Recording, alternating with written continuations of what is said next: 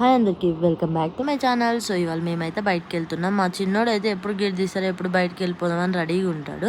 So మేమైతే రీసెంట్గా Balayya Babu open చేసిన వాల్యూ జోన్ హైపర్ మార్ట్కి అయితే వచ్చేసాం. ఇదైతే నాచారంలో ఉంటుంది. మేము వచ్చేసరికి ఆల్రెడీ చాలామంది జనాలు అయితే ఉన్నారు. అండ్ మార్ట్ కూడా చాలా పెద్దగా ఉందన్నమాట.